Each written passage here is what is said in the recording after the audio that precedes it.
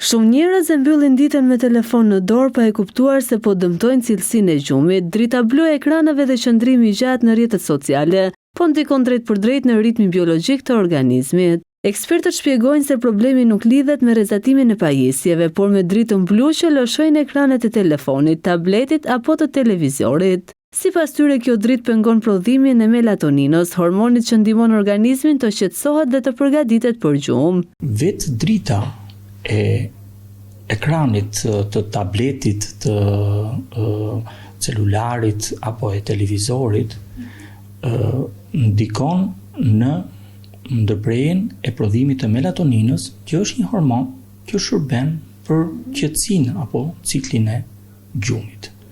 Në momentin që e frenon melatoninën, atëherë truri çrregullon ciklin e tij hormonal dhe të lë zgjuar.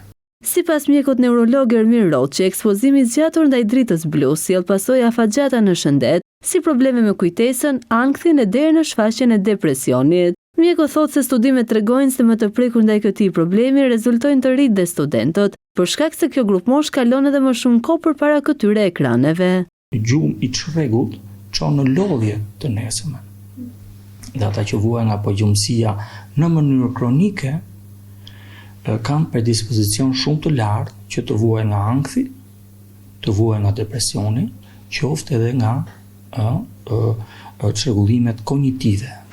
Funksionet kognitive, funksionet e larta kognitive janë më pak të aftë për të bërë punët apo detyrat të nesme. Por sa minuta para gjumit duhet ta ndalojmë përdorimin e celularit. Studimet e fundit që janë bërë, minimalisht 30-60 minuta përpara duhet të krijosh ato ambientet e dhomave, që themi dhomave të gjumit, errësira, qetësia, jo ndikimi viziv i të parit edhe i auditiv.